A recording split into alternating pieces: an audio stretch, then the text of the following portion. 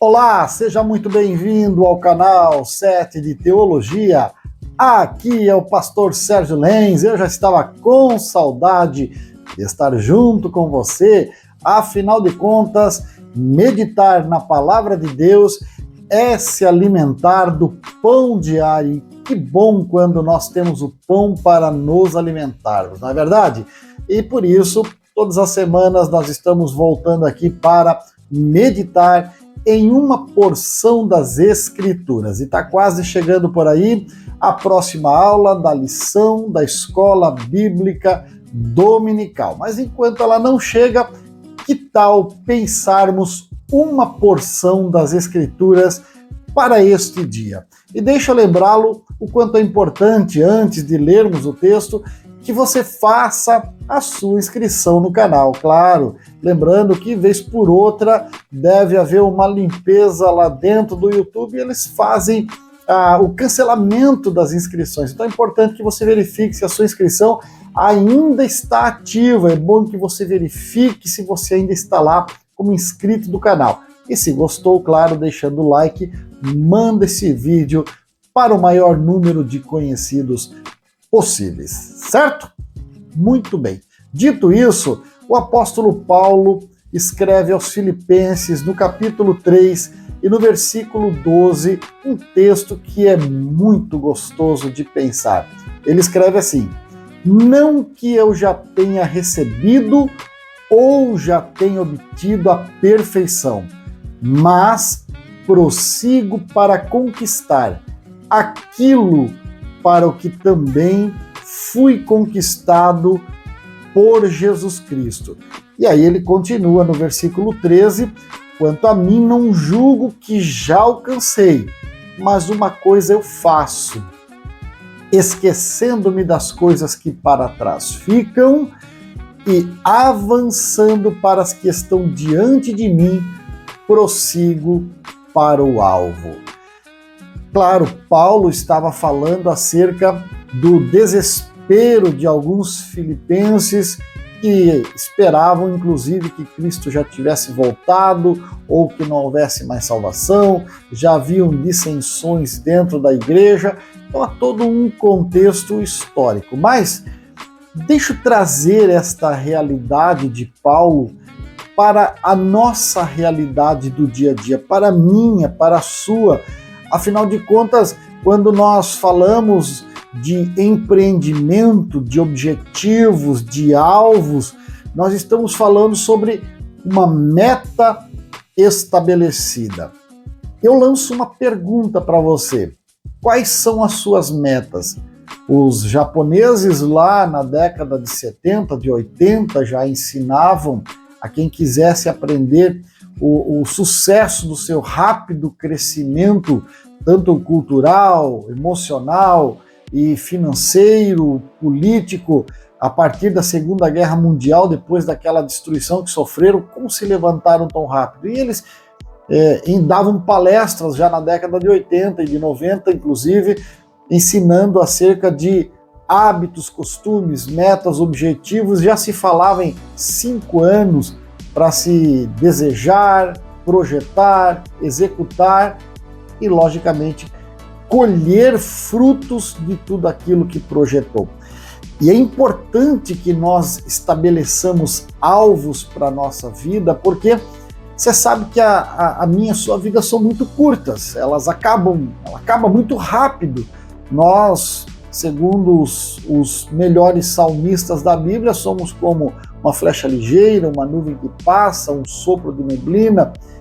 A vida vai muito rápida e inclusive, alguém já disse há muitos anos atrás, capa de revista, que o ser humano é um embrulho que a parteira despachou para o coveiro.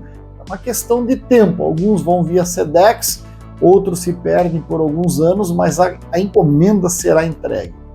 Bem, dito isso, por que estabelecer metas? Primeiro, porque as metas, os alvos, eles servem para definir propósitos.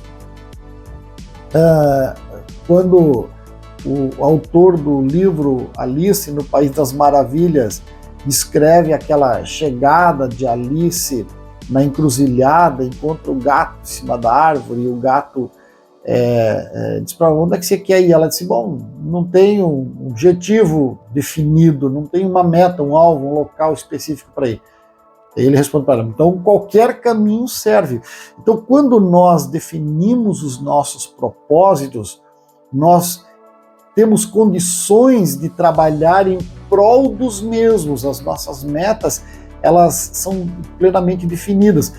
Se eu quero, por exemplo, adquirir um carro, um veículo, e eu já passei por isso há muitos anos, né, vindo do nada, sem ter condições de repente comprar o seu primeiro Fusquinha lá na década de 90, né?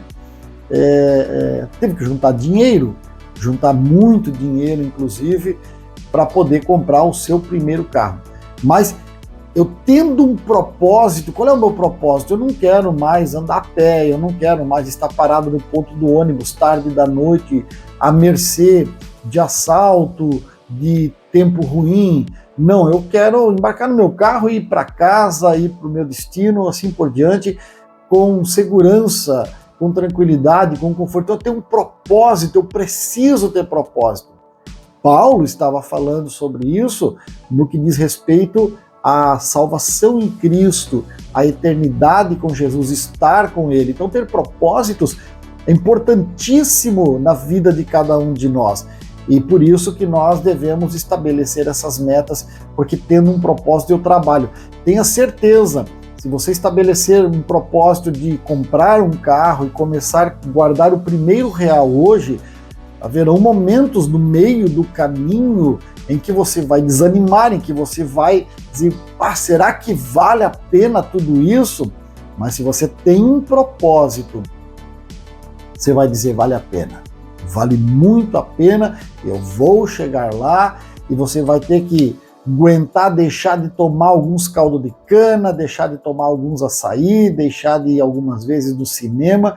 Mas no dia em que o seu propósito se cumprir, em que você chegar lá na concessionária ou na revenda e dizer: tá aqui, eu quero pagar o meu carro, você vai dizer: puxa, valeu a pena esse propósito, porque eu cheguei no meu alvo. Assim também será com a vida espiritual. No dia em que nós chegarmos na presença do Senhor, eu tenho certeza que cada um de nós dirá: valeu a pena ter sido fiel, ter o propósito de santificar a vida, de preparar o coração, de abdicar, de negar as paixões mundanas.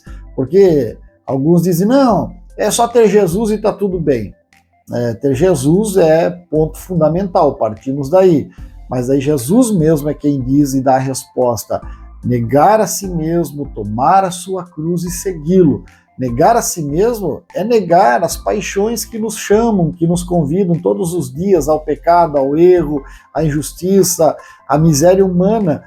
Tomar a sua cruz é decidir caminhar num propósito de santificação. E santificação é cruz mesmo, não tenha dúvida. Santificação não é fácil. Santificação não é um propósito de qualquer coisa simples. Santificação é um propósito difícil, é tomar cruz. E seguir a Cristo é muitas vezes andar em lugares que eu não gostaria, viver uma realidade que eu não gostaria, participar de situações que eu não gostaria. Isso é seguir a Cristo. O próprio Jesus responde aos seus discípulos: as aves têm os seus ninhos, as raposas os seus covios, mas Filho do homem não tem aonde reclinar a cabeça. Vocês querem conforto? Vocês querem luxo? Vai-se embora. Bom, para que servem os alvos? Além de definir propósito, eles servem para orientar decisões. Ora, se o meu propósito, como eu disse, usando o exemplo do carro, é ter um carro e comprar um carro, dentro desse propósito, ele vai me orientar na decisão. Porque talvez alguns, como eu, sonhem em ter um dia uma BMW. Só que o problema de ter uma BMW sem eu orientar a minha decisão é que eu tenho que pensar o quanto eu ganho. Eu tenho que entender isso. Ah, mas eu vou comprar uma BMW mais antiga que está no mercado por 25 mil reais. Legal, 25 mil reais. Mas quanto ela custaria hoje em reais convertidos se ela fosse zero? Ah, ela custaria 450 mil reais. Então, as peças de manutenção serão de 450 mil reais. Ou seja, eu não vou dar conta de mantê-la com todas as suas dificuldades, sem contar que são peças que eu não vou alcançar. Então, se eu tenho um alvo, eu oriento as minhas decisões. Não, olha, a minha decisão eu preciso não ir para esse lado, eu não posso ir para esse lado da BMW, eu tenho que pegar um carro um pouquinho melhor aí, que esteja com mais facilidade no mercado, que não seja tão caro. Então, uma meta, um alvo, um propósito, ele orienta as minhas decisões. E isso acontece também com a vida espiritual. Se eu desejo o céu, se eu quero morar no céu, se eu quero ter uma eternidade com Jesus, não tenha dúvida que as minhas decisões vão ser orientadas por isso. No momento em que eu for convidado, atraído, engodado pelo pecado, eu vou pensar, mas eu quero morar no céu, eu acho que esse propósito aí não é muito legal, eu acho que eu não devo fazer isso não. E eu mudo de estratégia, ok? E por último, as metas servem para definir propósitos, serve para orientar decisões, também serve para nos desafiar. Você pensa que Paulo passou pouco? Dá uma olhadinha na segunda carta que ele escreveu aos Coríntios e ele vai trazer para nós a realidade. Paulo não viveu essa realidade que você está vendo atrás de mim aí com esse céu azul, com esse dia bonito, com esse passeio na beira-mar. Não. Paulo não viveu essa realidade. Paulo diz que ele sofreu várias vezes açoite, chibatada, perseguição, passou fome, sede, frio, nudez. Então, Paulo foi desafiado. Quer ir para o céu, Paulo? Aliás, o próprio Jesus, quando está revelando acerca de Paulo para Ananias, ele diz, eu vou lhe mostrar o quanto importa sofrer por mim. E Paulo foi prova disso na carne. Então, as metas servem para nos desafiar. Se você coloca uma meta, como já usamos o processo do carro aqui, da aquisição do veículo, como meta, você vai ser desafiado todo dia, porque você vai levantar um dia pela manhã, uma manhã fria, chuvosa, você vai dizer, encarar mais um dia com aquele patrão chato, aquele serviço tediante, aquela situação ruim, aqueles colegas chatos, mas eu estou sendo desafiado na minha vida porque eu tenho um alvo, uma meta, um propósito. Que o teu propósito seja muito mais do que o carro, seja muito mais do que constituir família, seja muito mais do que dar uma vida boa para a sua família, seja muito mais do que adquirir coisas desta vida. Que o seu e o meu grande propósito seja morar no céu, seja um dia nas mansões celestiais, estar junto de Cristo e com Ele poder caminhar nas ruas de ouro. Afinal de contas, como eu sempre digo, Ele era, Ele é, Ele será o maior, o melhor e o mais fiel companheiro. Então, fique com esta palavra, não esquecendo de curtir, de também compartilhar, de inscrever-se no canal e faça o seu comentário pedindo o assunto que nós vamos atendê-lo. Ok? Um forte abraço, fique com Deus, afinal de contas, é bom caminhar ao lado dele. Até o próximo vídeo.